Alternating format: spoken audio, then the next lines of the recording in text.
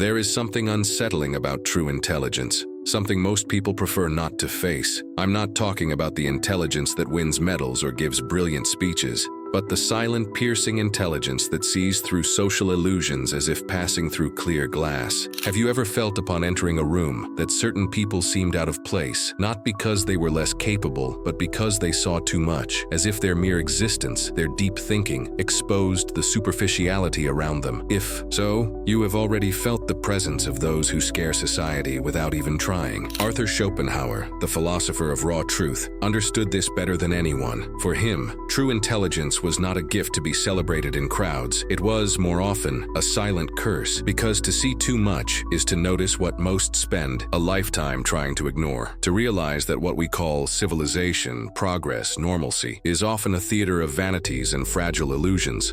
And those who dare to see beyond are not admired, they are feared. In this video, we will delve into this forbidden territory. We will explore why truly intelligent people disturb the status quo so profoundly, why society instinctively rejects those who refuse to play along with the farce. We will understand, under the brutal light of Schopenhauer and other thinkers, the burden and the liberation of being someone who sees beyond the curtain. Prepare yourself to question everything you were taught about success, acceptance, and recognition. Because perhaps the greatest achievement of true intelligence is not to be applauded by many, but to have the courage to walk alone among them, without ever losing sight of what few have the strength to see.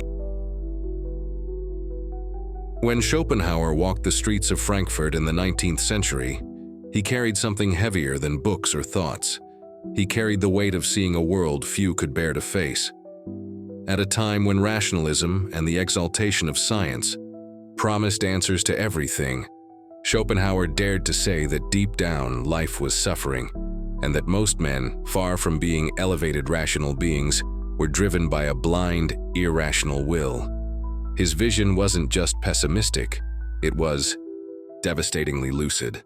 While other philosophers of his time, like Hegel, built grand systems to explain society and history, Schopenhauer saw humanity as a deluded herd, chasing hollow dreams and social masks.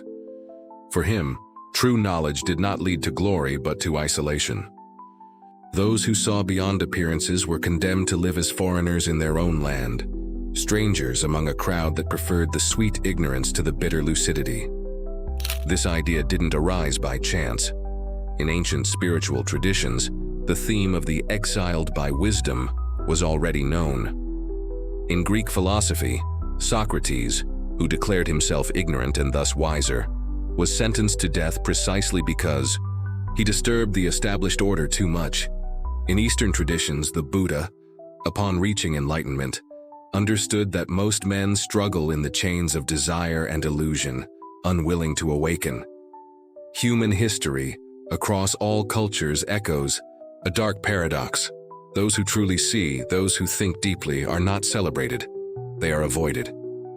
Schopenhauer also silently dialogued with this ancient wisdom. He knew that the world of appearances, what he called phenomenon, was merely a shiny surface hiding an abyss, and that the few who dared to dive into that abyss, who freed themselves from the blind will that enslaves the majority, paid a price: loneliness, misunderstanding, and often the silent hostility of those who saw them as a threat.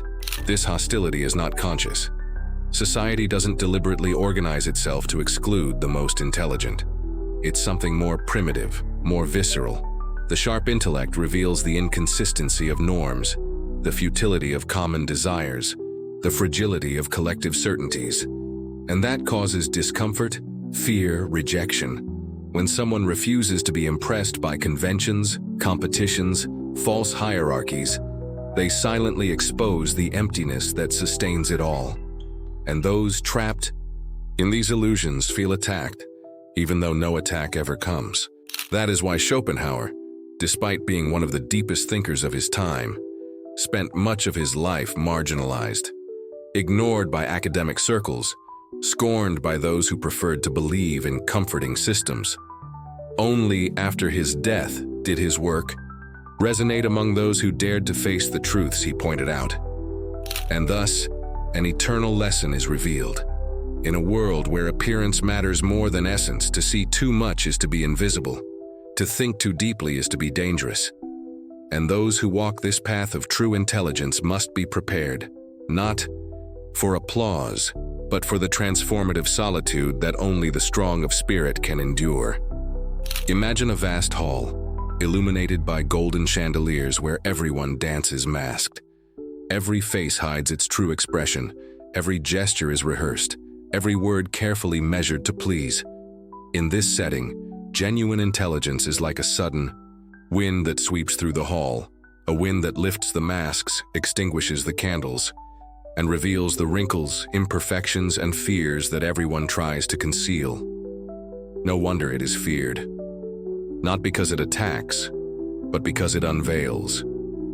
When Schopenhauer speaks of intelligence provoking fear in society, he is not merely referring to intellectual capacity. He speaks of a perception that pierces through the veneer of civilization, of a mind that refuses ready-made answers, that sees the hidden gears of vanity, competition, and human illusion. Such a mind threatens the stability of those who prefer the safety of illusion to the restlessness of truth. Deep intelligence is not merely knowing many facts, it is seeing invisible patterns.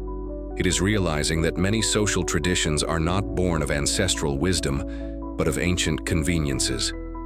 It is recognizing that many public honors are built not on real merit, but on games of appearances, hidden interests, and pacts of mutual mediocrity. Those who see this clearly become a silent threat. Their mere presence, their gaze, already says, "I see." And that is unbearable for those who depend on collective blindness to maintain their status or self-esteem. Schopenhauer knew that most people do not seek truth, they seek comfort. They do not wish to be confronted with the insignificance of their deepest desires, with the fragility of their beliefs. Intelligence that questions, that refuses to be tamed, that tears apart the veils of illusion, is an uncomfortable mirror. It shows that many live not by conscious choice, but by inherited impulses, by ancestral programming never questioned. That is why intelligence awakens resistance. First comes ridicule. The wise are called eccentric, the profound, strange. Then comes isolation. He doesn't fit. She is too different. And finally, hostility. Who does he think he is to believe? He knows more? Society, as a living organism, has defenses against those who threaten its internal balance. And one of the greatest imbalances someone can cause is simply to be authentically awake among sleepwalkers. Schopenhauer saw this not as a defect of humanity, but as an inevitable consequence of the nature of life. The will to live, this blind impulse he described as the engine of the world, manifests in the pursuit of pleasure, recognition, and safety. Anything that threatens these basic needs is instinctively rejected, and the mind that dares to question, to see beyond, is treated as an anomaly, a disturbance that must be ignored, ridiculed, or expelled. But there is a silent secret here. True intelligence does not seek approval. It does not depend on applause to exist. It flourishes in solitude, matures in silence, and finds its purpose not in convincing the masses, but in becoming a living expression of the truth it has glimpsed.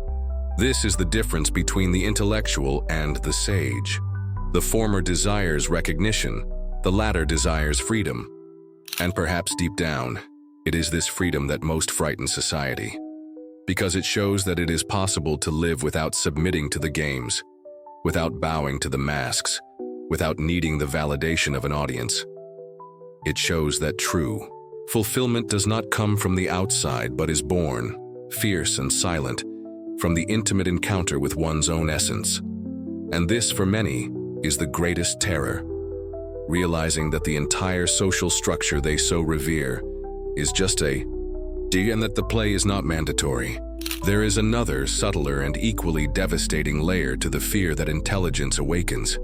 It's not just the fear of being exposed, but the fear of what that exposure represents. The collapse of the world each person has built for themselves. A world made of convenient beliefs, safe routines, small certainties that, although fragile, offer the illusion of control. When a truly awakened being enters that space, It's like a light cutting through a room full of cracked mirrors. Nothing shatters immediately, but everything begins to vibrate with the tension of imminent ruin. Schopenhauer knew that few can bear raw truth. Most need the veils of hope, distraction, and convenience to continue existing. It's as if life at its core were an open wound that can only be tolerated while covered. Intelligence tears that covering away. It asks, what if none of this is real? What if everything you believe is just a story you tell yourself to avoid madness? Few can face these questions without trembling. Few want to stand naked before the abyss. But it's not just intelligence that frightens. It's the rare combination of intelligence and courage. Many glimpse fragments of truth but quickly bury them to preserve social sanity. The truly feared one is the one who sees, and still does, not run. The one who faces the void and smiles, who walks through life without illusions, without worshipping idols, without asking for permission. This is the being Schopenhauer envisioned, not the sage isolated merely by different thinking, but the human who refuses to sell their soul for belonging. The modern world, like the ancient world, has built 1,000 ways to domesticate consciousness. Reward systems, success narratives, accepted and encouraged behavior patterns, all organized so that genuine intelligence, the intelligence that frees, appears strange, abnormal, disturbing. Massification is a defense against radical individuality, and where there is true freedom of thought, there is risk. Risk of chaos, risk of profound questioning, risk of silent revolution. That's why societies, groups, and even friendships secretly prefer the predictability of the mediocre to the unsettling brilliance of the authentic. The intelligent who does not adapt, who does not bow, who does not diminish themselves to fit, is first viewed with curiosity, then with suspicion, and finally with rejection. As Schopenhauer said, the destiny of great spirits is often to live in solitude, not because they are incapable of love or being loved, but because the depth of their vision separates them irreversibly from those who live comfortably in the shallow. And there is a cruel paradox. The more lucid someone becomes, the harder it is to find true companionship, not because they become elitist or arrogant, but because most human relationships are built around the mutual maintenance of illusions. When you no longer participate in the theater, many feel they can no longer perform freely before you, and thus, silently, you become an existential threat. But for the true thinker, for the truly awakened one, this solitude is not a punishment, it is a purification. It is in the silence of rare and meaningful encounters, in the solitary walks along the inner trails of the soul, that intelligence transforms into wisdom. And on this journey, the approval of the majority becomes irrelevant, because true fulfillment was never about being accepted by the world, but about becoming whole within oneself. If all this truth both haunts and calls to you, perhaps it's because a part of you is already ready to cross the portal of transformation. But how to act in a world that fears exactly what you are about to become? How to live with the clarity of one who sees without losing yourself in the bitterness of one who is not understood? The first key is to accept radically that you will not be understood by the majority. Stop trying. Every effort to explain your vision to those who are still asleep only drains your vital energy.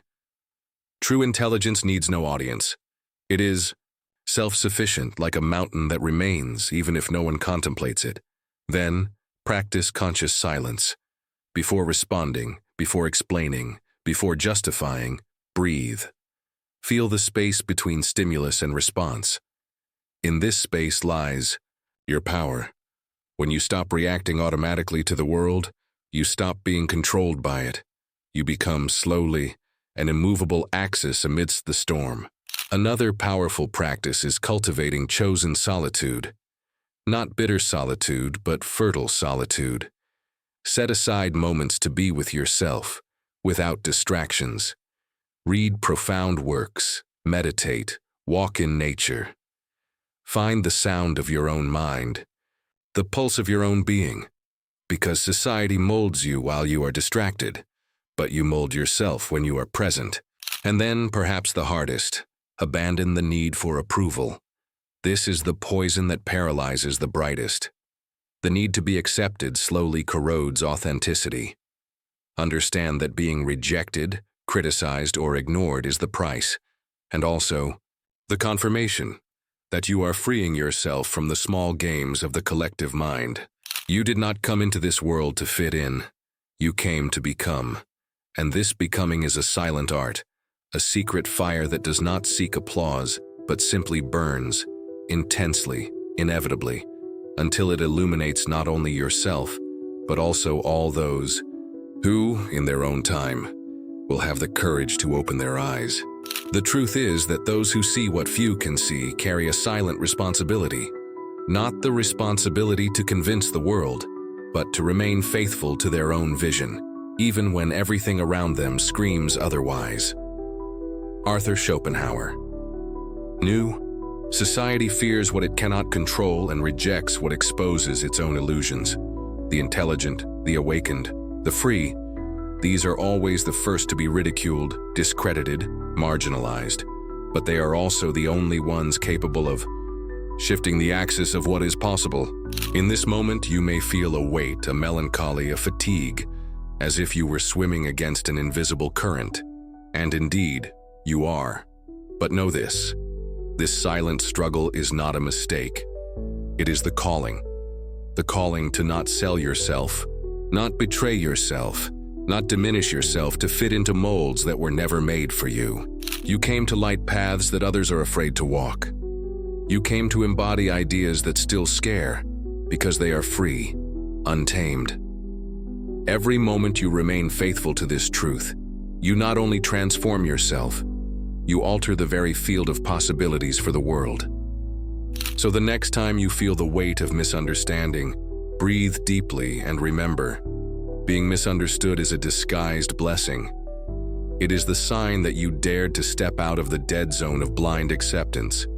You are alive, and authentic life, no matter how solitary it may sometimes seem, is infinitely richer than the lukewarm existence of those who merely repeat what has already been said.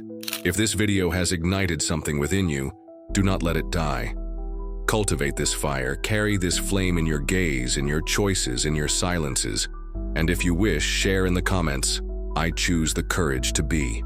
Thus, little by little, we can form an invisible legion of free minds, ready to transform, even in silence, the course of reality. See you in the next video.